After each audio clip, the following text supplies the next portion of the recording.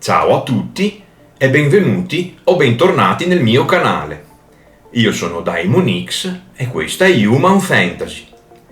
Prima di iniziare questo nuovo video con voi, però, vi volevo invitare, per chi non lo avesse già fatto, a iscrivervi al canale e attivare la campanella delle notifiche per non perdere i prossimi aggiornamenti. Nel video di oggi torneremo indietro nel tempo, spostandoci di molti anni, fino a raggiungere una delle civiltà più famose nel mondo antico, i Babilonesi. Nello specifico, parleremo di una delle figure più oscure, misteriose e controverse, collegate ai miti e alle credenze di questo affascinante popolo, la dea Tiamat. Secondo la mitologia babilonese, Tiamat è la madre di tutto il cosmo, la dea primordiale degli oceani e delle acque salate. Rappresentata nell'iconografia tradizionale come un serpente marino o un drago, era il simbolo e l'incarnazione del caos primordiale.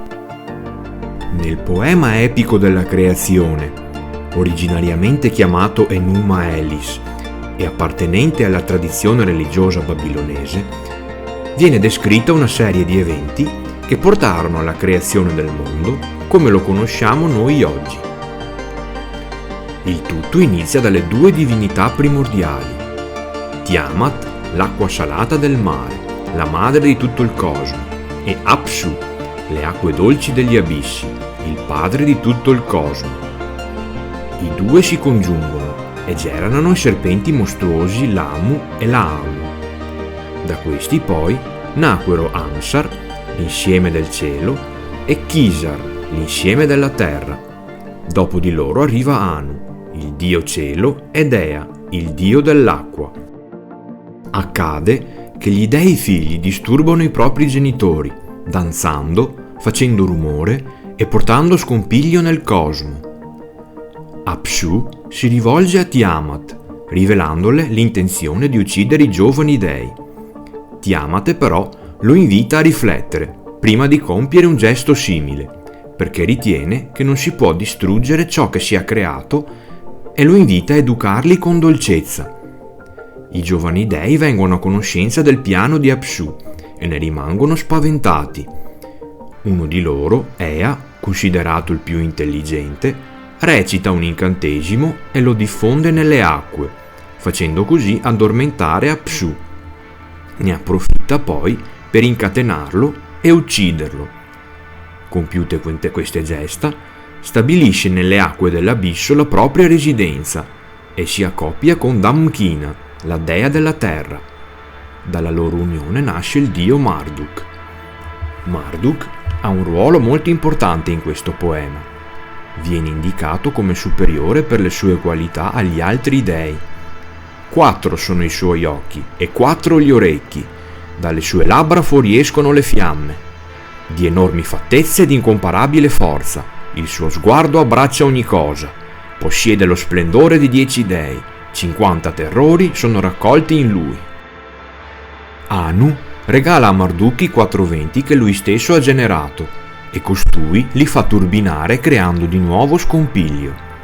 Questa volta però Tiamat rimane sconvolta e decide di passare lei stessa all'azione.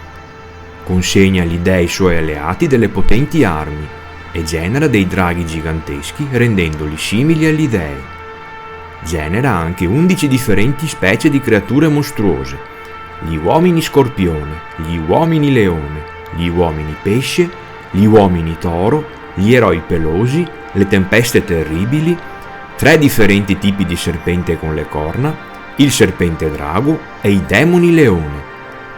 Sceglie poi Kingu come capo della sua armata, ponendogli sul petto la tavola dei destini e consegnandogli in questo modo la dignità che era di Anu. Ea viene a sapere dei preparativi di Tiamat e infuriato si reca da Ansar. Ansar gli risponde che l'unico responsabile della rabbia di Tiamat è lui, perché ha ucciso Apsu. Ea replica che non era a conoscenza di ciò che avrebbe causato e che la morte di Apsu era stata determinata da precise circostanze. Ansar alla fine si lascia influenzare dalla versione dei fatti di Ea e lo invita a recarsi dalla progenitrice per stabilire un accordo con lei e calmarla. Ea segue il consiglio di quest'ultimo, ma si rende conto di non essere in grado di sconfiggerla e ritorna da Ansar. Ansar decide di convocare Anu e invita anche lui a recarsi al cospetto di Tiamat per cercare di tranquillizzarla. Nemmeno Anu però può niente contro la dea madre e si ritira.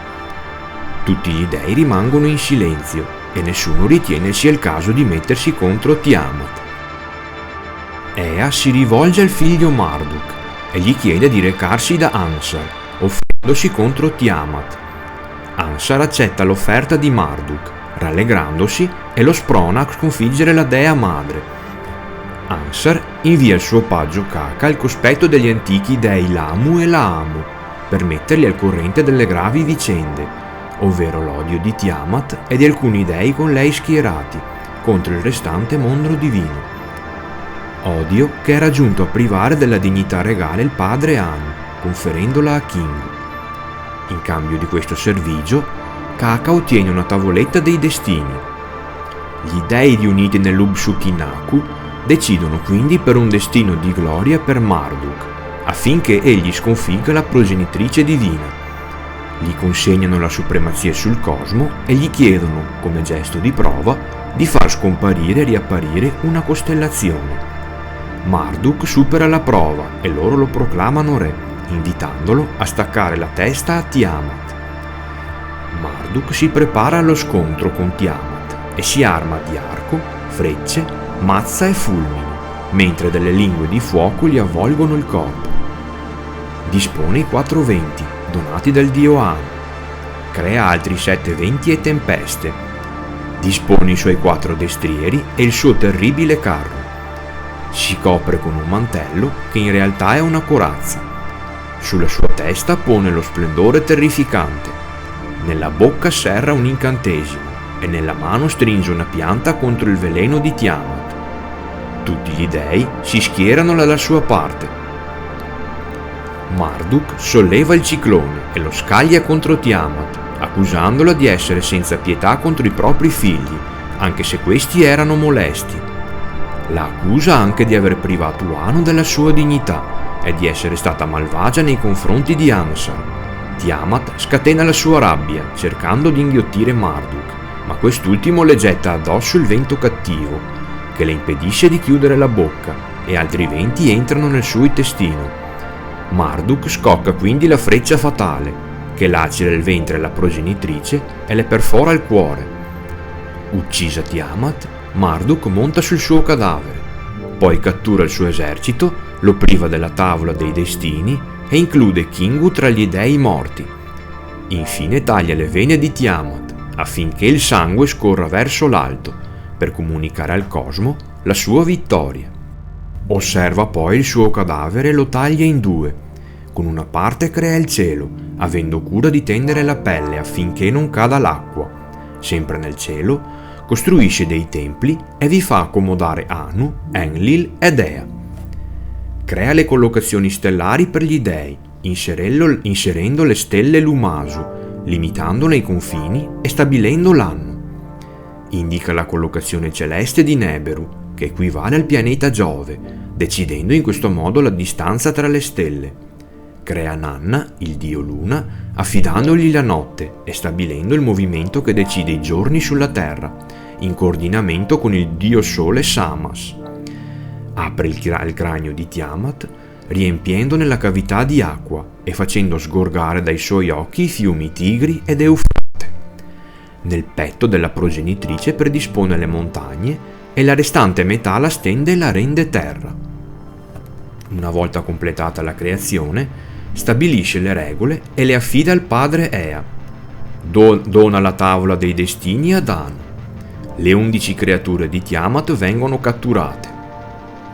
Marduk parla ai suoi progenitori divini e comunica loro l'intenzione di costruire la sua casa sopra il mare e sotto il cielo e chiamarla Babilonia, ovvero la casa dei grandi dei. Ottenuta l'approvazione degli dei, concepisce cose meravigliose. Parla con Ea e gli comunica l'intenzione di creare l'uomo, coagulando il suo sangue e formandogli le ossa. Marduk lo vuole creare affinché gli sia destinata la fatica che prima competeva agli dei. Ea gli risponde che uno degli dei deve morire per poter realizzare tale creazione. Allora Marduk convoca gli Anunnaki e chiede chi abbia aizzato Tiamat provocando la guerra divina. Gli Igigi gli rispondono che è stato Kingu e lo conducono legato al cospetto di Ea. Gli aprono le vene e con il suo sangue Ea crea l'umanità, addossando a quest'ultima il lavoro che prima spettava agli dei. Gli Anunnaki mostrano riconoscenza a Marduk per averli liberati dal pericolo e lui li invita a costruire la città di Babilonia. Questi prendono in mano le zappe e fabbricano i mattoni, costruiscono la cima di Esagila e la grande Zikurat, realizzando infine i santuari. Quindi i 300 Igigi del cielo e i 600 del mare li si raccolgono tutti. Vi ringrazio per aver guardato questo video. Se avete qualche opinione o conoscete qualche altra curiosità, scrivetelo nei commenti. Se vi è piaciuto, lasciate un like, iscrivetevi al canale e attivate le notifiche per non perdervi i prossimi aggiornamenti.